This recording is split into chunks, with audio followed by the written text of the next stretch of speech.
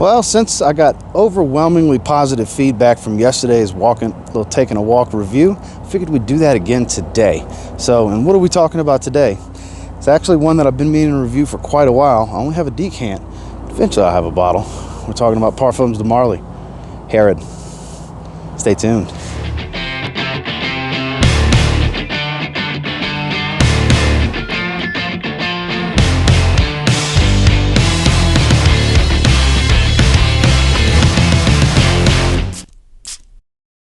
So, Parfums de Marly Herod. Like I said, I don't have a full bottle presentation, so I can't go over it. I do only have a decant currently.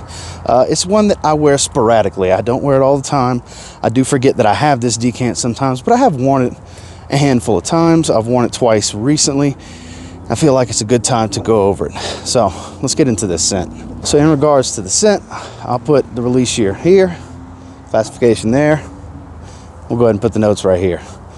So what do I get? In the opening, the most prominent accords to my nose is going to be the tobacco. Of course, plenty of cinnamon. I do get a little bit of pepper spice.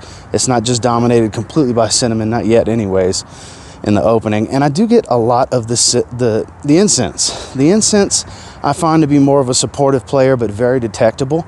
It's not an overly smoky scent, but it's definitely present. That's kind of what gives it that distinction, because I know a lot of people like to compare it to Spice Bomb Extreme. I find Spice Bomb Extreme to be much sweeter and much spicier at the same time.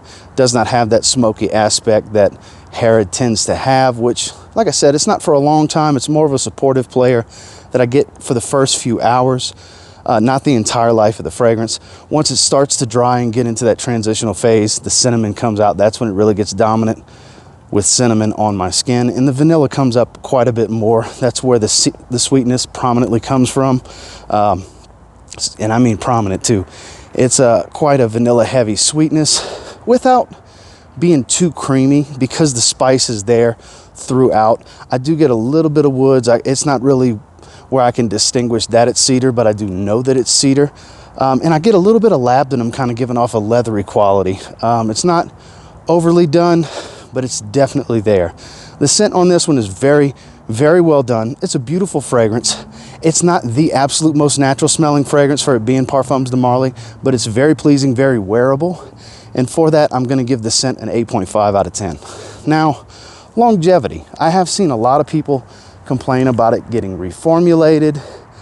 The batch I have, I don't know the exact batch code, but I do know that the decant is a little over a year old.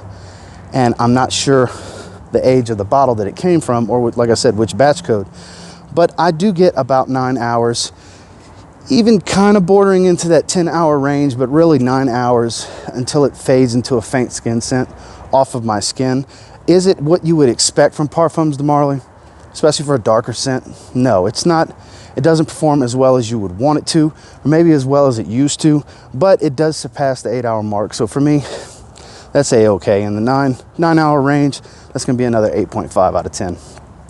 Now, projection's where it's quite surprising for me, because it's not a beast projector. It's not real heavy.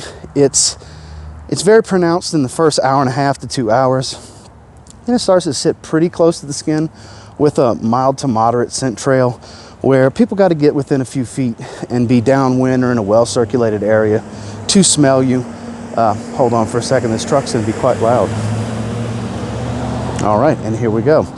So with that, I'm going to say it's kind of in that 7 out of 10 range, not quite hitting into the 7.5 or the 8 out of 10 range, because it just doesn't get out as much as you would, at least as much as I would want it to, for what the scent profile is.